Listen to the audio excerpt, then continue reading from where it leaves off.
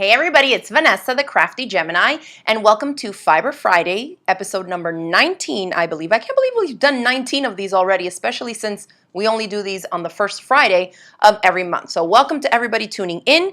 If you can see me and hear me, just let me know in the chat box, especially if you're watching us on Facebook, because sometimes my chat doesn't come through. Oh, great. I see Annette is on. Hey, Annette from Chicago. I put my chat over here this time, so instead of turning my head this way, we'll see if it works better for me this way. Anita is saying hi from South Carolina. Hi, Anita. I'm coming to y'all from my home crafting studio here in North Central Florida, where we live. Hey, Clovis. Thanks for tuning in.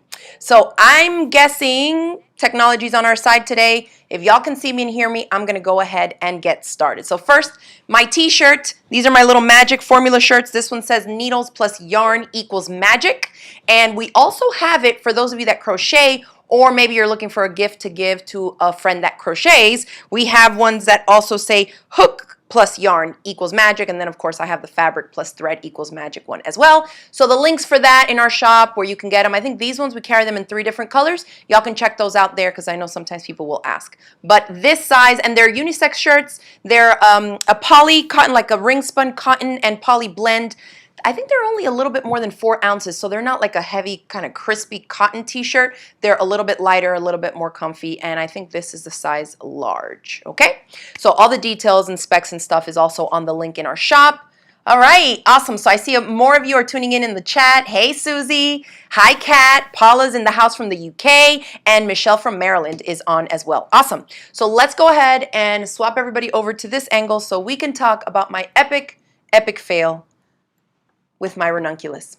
If you've watched the last couple of episodes that we did of Fiber Fridays, which would go back to March and February, I was talking about the ranunculus. It's been around for years. It's a super popular pattern. People make these short sleeve, long sleeve, kind of crop sleeves, and basically you can make it out of just about any yarn that you want, especially since it's been around for so long. So many thousands and thousands of knitters have made this top. Well, I had talked about this yarn. Let me see if I have the little tag here. This is Palette. It's a fingering weight yarn that I got from Knit Picks. It's super affordable. I think it was less than $5 for a ball.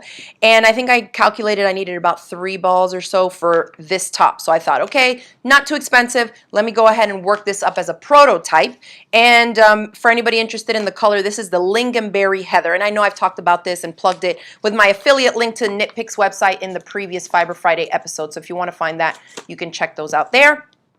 Anyway, I had worked my way from the neckline down to the yoke, and then I was separating for sleeves. I thought, great, this is easy. My friends that have made it before were like, oh, once you bind off for the sleeves, you just work around and around and around. You do the body, and you can add ribbing at the bottom. I didn't get that far, obviously, so I'm not sure if the pattern tells you to do the ribbing or, you know, some people just add it, but it looks like from the images on the pattern that there is some ribbing. But guess what? I didn't get that far because And if any of you have made this, I would appreciate some feedback and let me know in the comments how you chose to bind off for the sleeves, if there's something that's easier that you recommend, because honestly, I have no idea what I did. The first step of this epic fail is that I was knitting in the car and it was something new and I was like, oh, this is easy. I know what I'm doing. Apparently not, because where it tells me to work 2 rounds, I was planning on doing a short sleeve one. And it has me work 2 rounds to bind off for the sleeves. So it tells me to do whatever, you know, like some basic stitching stuff for round 1. And then it has me do an elastic bind off. So I read the instructions. It's like a slip 1, then knit 1. You insert the left hand needle into the front of the 2 stitches on the right hand from left to right, blah, blah, blah. I looked up a little video on it and I was like, okay, easy. I'm going to do it. So I did that. Well, then when you do that, in between the 2 stitch markers, which is the area for the sleeves, then it tells me the round 2 and it says to knit all the stitches to bind off the previous row. I did what I thought was listed there, and then I was like, okay, I'm just going to keep going. And then I'm like, wait a minute, there's no way that this is going to be my sleeve, because I was using a yarn and a matching size needle in order to get a larger, looser gauge. And there is no way that this baby sleeve is going to get around my 16.5-inch biceps. It just, I mean, there's like no give. So I'm like there knitting and I'm like, I don't think this is right, because it is like It don't stretch. There's nothing going on here. So then I'm thinking, well, is that the full thing of the sleeve, or is this actually going to come together here? Because if that's the case, then I'm really in trouble, because this won't even fit a baby doll. So has anybody run into this issue? Or if you've tried the Ranunculus, I would love to hear from you what you did to bind off your sleeves. And because I bound off, I don't think I've ever worked on a project where I've ripped back a bound off edge. So I haven't really decided what I'm going to do here, y'all. I might just start another one with another ball of this yarn, and because I think I bought a sweater's quantities worth of this yarn in the same colorway. So I think I might just cast on another one so I can start fresh, and then when I run out of yarn or finish 1 or 2 balls or something, I may come back into this and start pulling from here to use it. I'm not quite sure, but I have no idea what happened here.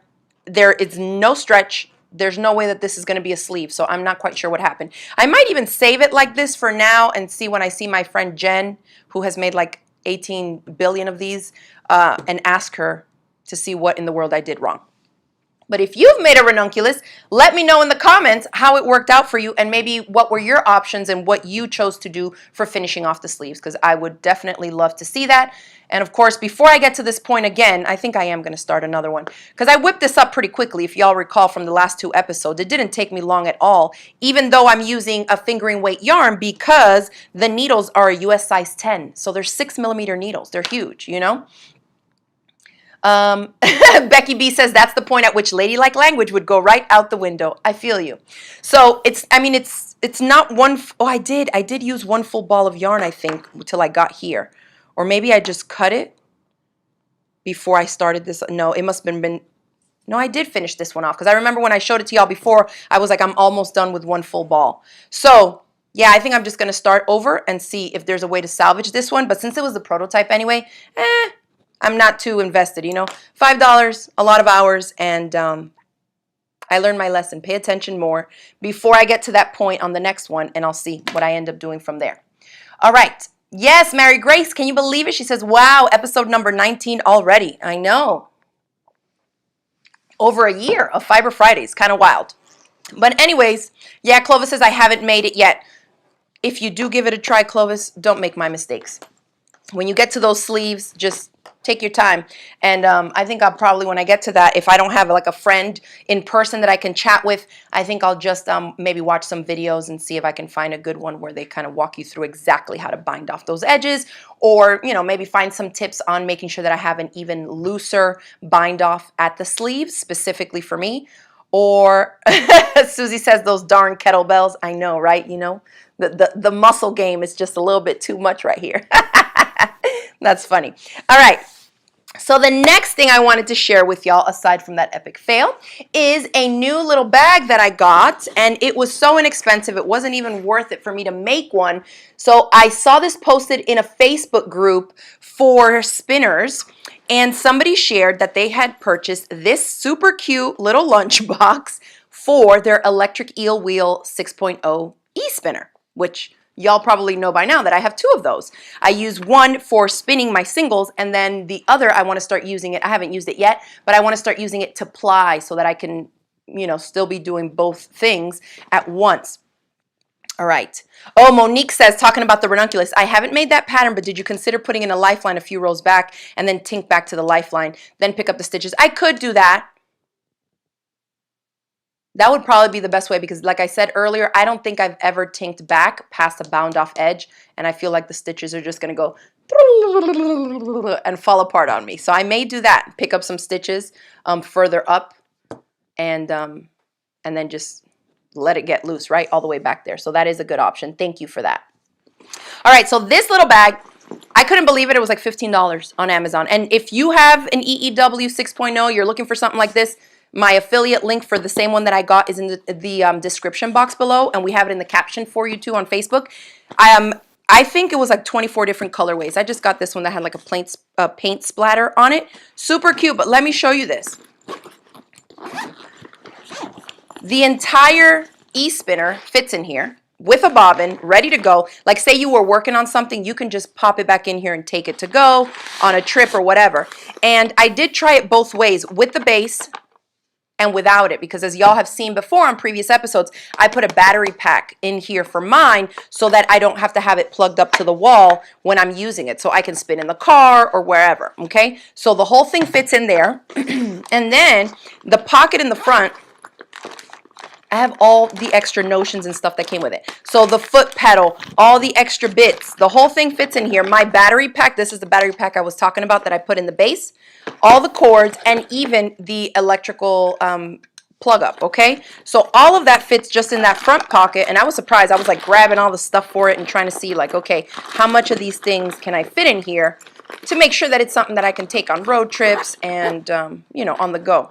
So all of that fits in there, and then it has these side pockets. It's just a little lunchbox, but here I fit the whole bag of the leftover bobbins as well, so you can put that in there on the side, and then it has another elastic mesh pocket on this side as well. So I was pretty impressed, and it feels like it's insulated. I mean, it's a lunchbox, but for those of you looking for a little case, you know, sometimes these specialty cases for these little machines and stuff, you're kind of eyeballing it and guessing and trying to go off of measurements to see if it'll fit. So I thought I would share that with y'all. And the links for this e-spinner, I've done demos with this before in the past for y'all in other previous episodes. Make sure you check them out, and I have the link, I think, in the description box for Dreaming Robots on where you can get it. But yeah, look. And it has a strap, adjustable, and the whole thing is just, boom, in here. So I love that, and it was like $15. There's no way I could have even made it for $15. So I put the link for that in the description box as well. Next up, yes, Lisa says, that's cool. Hi, neighbor. Hey, girl. All right, next, I wanted to talk about yard sale crochet projects. My mom loves yard sales. And I wanted to see if anybody else does this. So whenever she finds little projects and stuff at yard sales, she always just buys them and sends them to me for ideas. They're like ways for me to like deconstruct things or see how things were made. And recently she sent me these two, and I thought, you know what, these are kind of cute. And I'm looking at it and trying to figure out how did they put this together and stuff. And so I just wanted to share them with y'all in case you're looking for something like that too. So if you go to yard sales or estate sales, check these out. This is so funny. Look at this little drawstring bag. At first, I thought it was like one of those bags for like a, what do you call those things that you fill with hot water?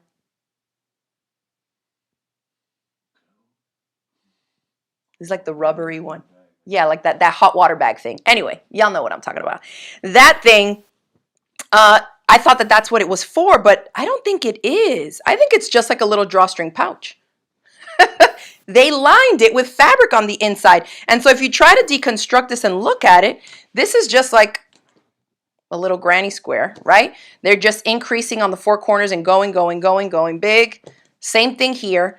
It looks like it was joined, two of them, right, to give it the sides here.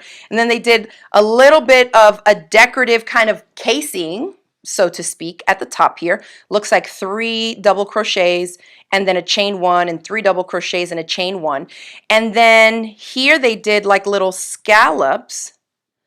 And so those spacings in there create the gap for you to weave in and out the little just basic chain stitching that they did for the drawstring. I was like, oh my gosh, how cute. So yeah, then the inside has some fabric in it. And they just like whip stitched it. I mean, you could totally tell somebody made this. And they just whip stitched some fabric. It looks like the edges were turned under. I'm going to take this thing apart. I'm trying to feel if it's, oh, it's turned under by like a full inch. So you don't have like a short little hem turned under. I feel the raw edge like down here. So they hemmed it by like an inch and then just went in and whip stitched it to the inside of this thing. 2 panels, and notice that with the lining they didn't even go all the way to the edge, because where it was sewn the fabric is tight enough or dense enough that nothing is really going to come out of there. I thought that was so funny. I'm like, wow. And so, you know, just to get some ideas for different projects that you may want to create out there, simple enough, right? So this one was kind of cute, and this could even be a little project bag for another crochet project, you know, if you're going to put your stuff in there and then take it on the go. So I thought that was pretty cute. Yes. Oh, Clovis says a hot water bottle. That's what they're called. Just, it's called like that, a hot water bottle. Okay. Thank you, my English-speaking friends. All right. This other one is like for a little girl. She said they had it just there like as a little purse. Look how cute. They added little beads. It's all done in single crochet, so you get a really dense fabric. And it looks like it was just not even done in panels. It was a long strip. I like analyzing these things just to see. It's the same thing with sewing, right? If you sew or you quilt something, you're kind of looking at behind, you know, how did they bind it? How did they finish these edges? I do that sometimes with even like curtains in restaurants. But anyway, this was like one rectangle of single crochet. Then they folded it up, and then they went in and did a single crochet in the contrasting color along the sides to seam that up. And then it looks like they just came across here, went over and started going back and forth with more single crochet. So it's the same density as here. The whole thing is just single crochet. And then they just decreased on the edges here on beginning and end, it looks like, to get to the end. This looks like it was tied with a knot. So this, they made a chain and then tied it there with a knot, added some beads and did another knot on the other end. And the closure on this side here is the same thing, so it's tied. So they made another chain, tied it directly to the center here, and the little closure is just like that. And so then these two hang, I think they're a little bit long, but you get the idea. Like this, and then it's just like a teensy little pouch. Anyways, my mom loves to go to garage sales and find things like this, and she's just like, here for some ideas. And then she sends me a little package in the mail. So I thought that I would share those with you all. And it's, I mean, super beginner friendly. You know what I mean? Like all single crochet, just back and forth, pretty simple. So that looks super cool. Hi, Patty. Don't worry. I'm glad you made it. She says, sorry, I'm late. No big deal.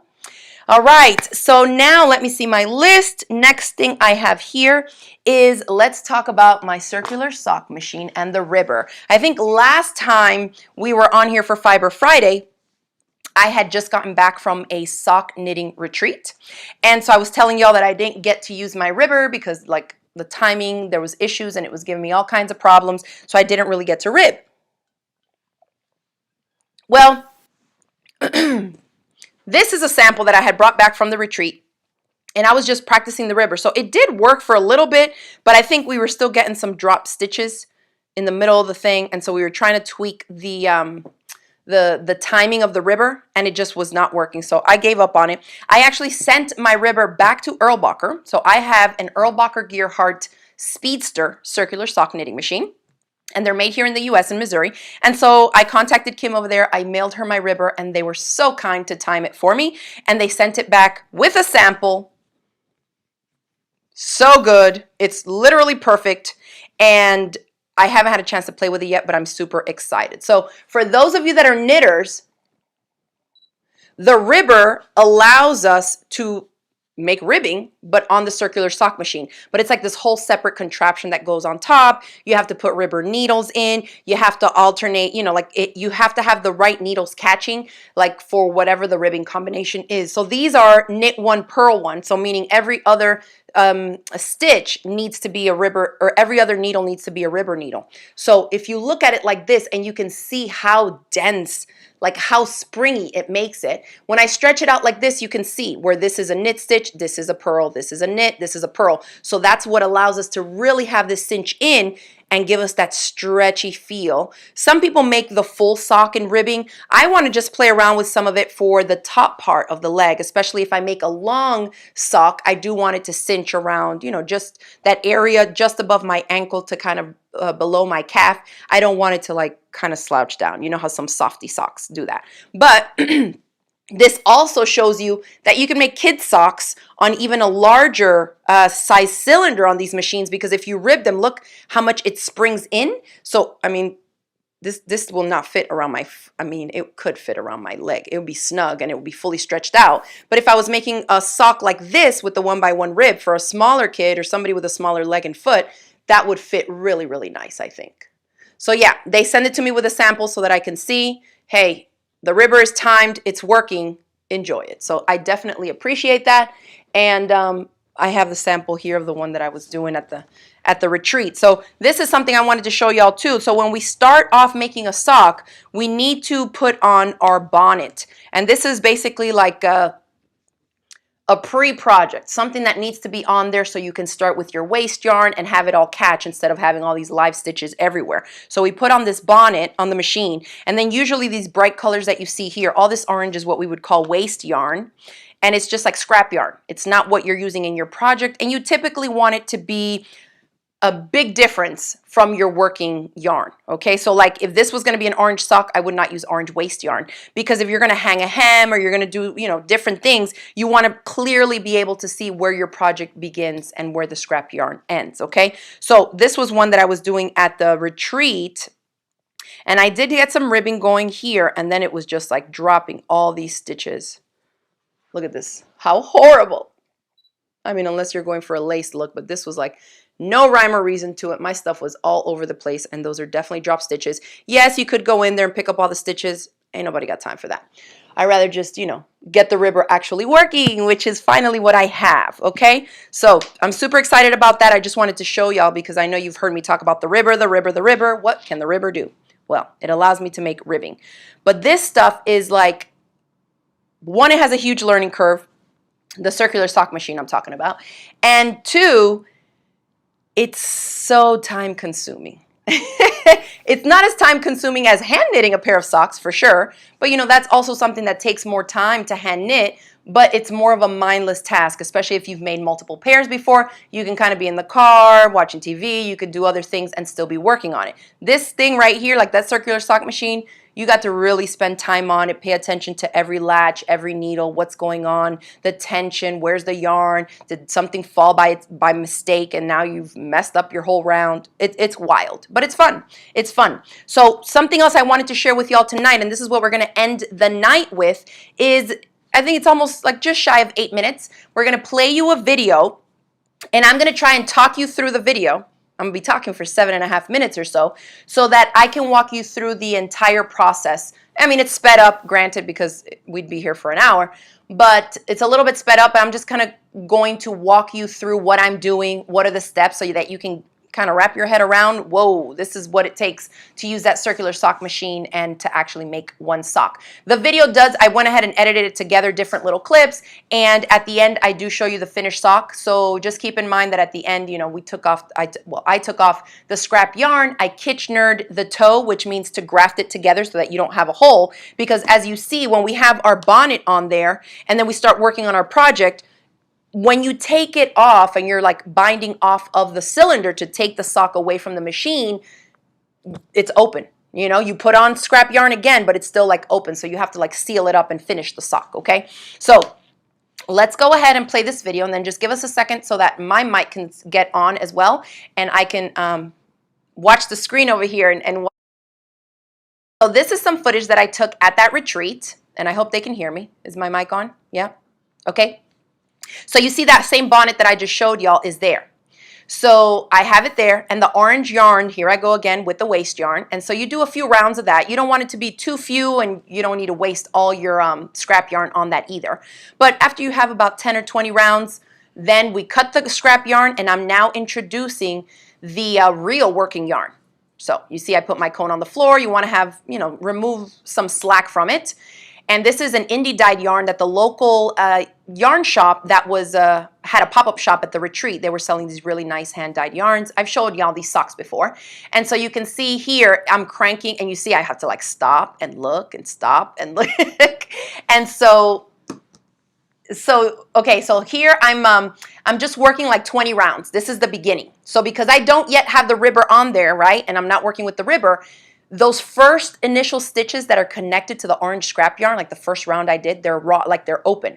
So this is the basic way that we learn, like for beginners, how to make a sock on there. And that is what you see me doing right here, is grabbing the first row of knit stitches, and now I'm basically looping it over this 20th round. I do 20 rounds, and so I'm looping it over. So what's going to happen the next time I go around and crank, it's going to knit those two stitches together, and that's what gives me like a little hem. It's called a hung hem in circular sock knitting stuff, but it's just like a regular sewing hem where you turn a raw edge under, right, and you stitch it so you have no raw edges. So that's what I'm doing here.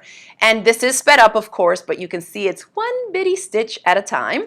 And the little tool that I'm using here comes with the machine. It's kind of like a little toothpick, and it has two different ends. One is a little bit straighter, one is a little bit more curved.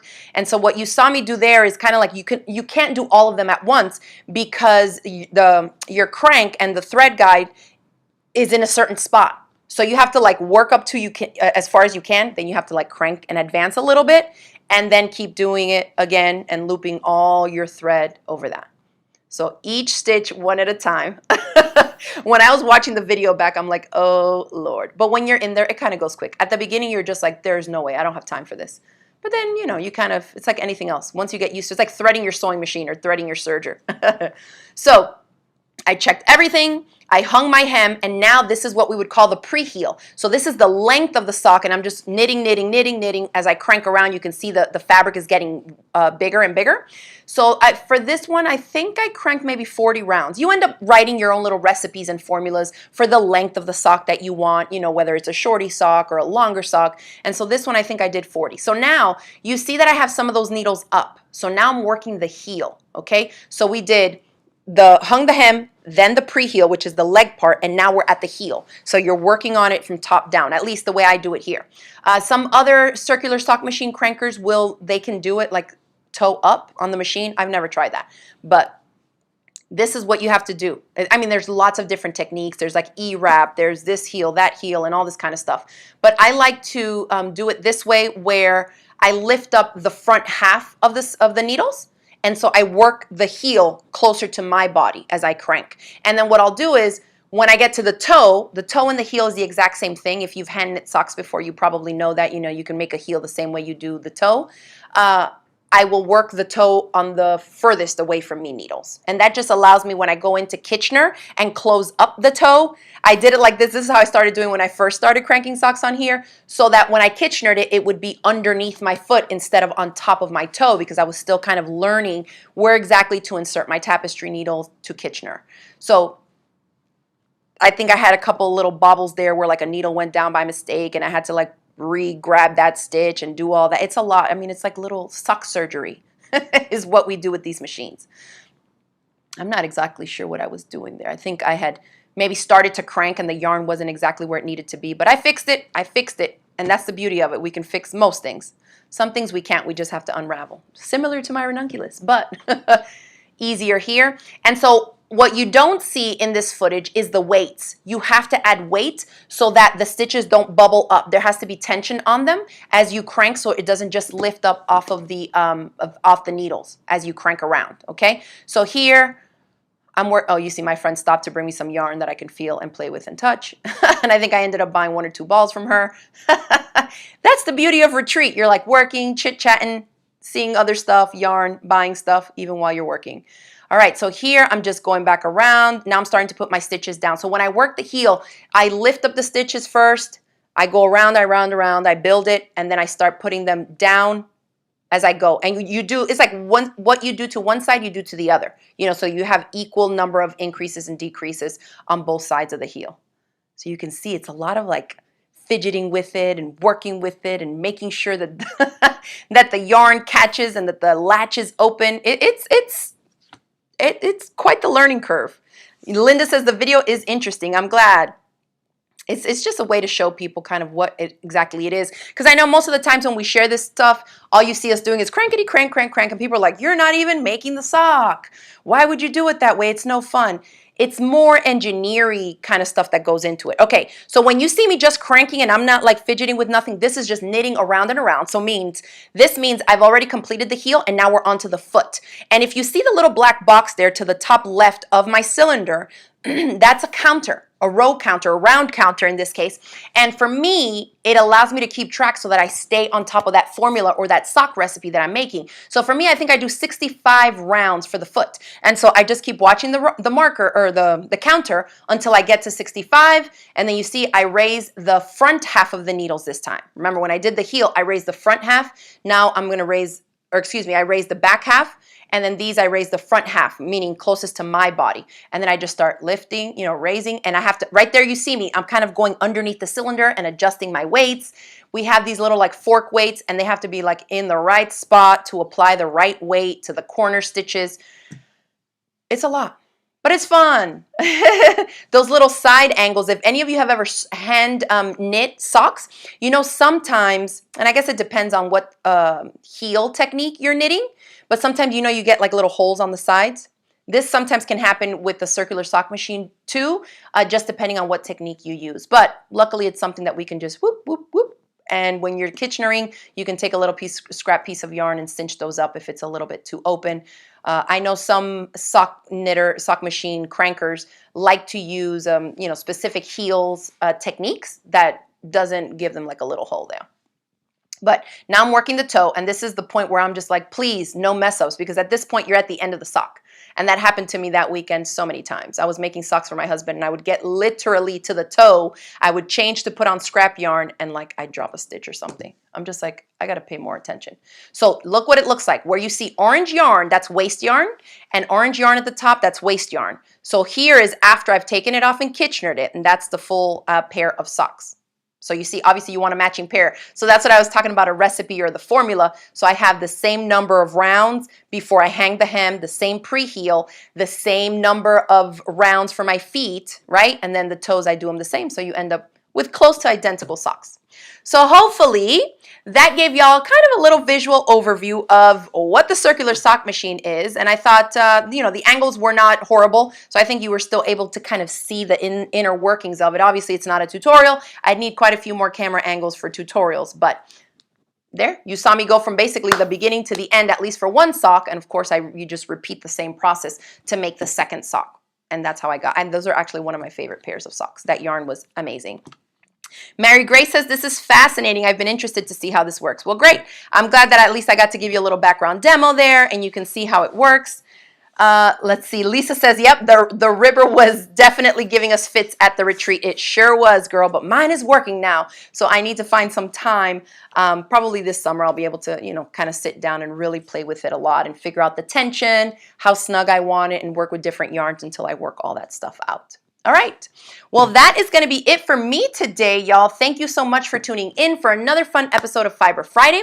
I hope that y'all have a great weekend and that you find some time to make something with your hands and be creative. And I will see y'all in the next video. Have a great weekend, everybody. Bye.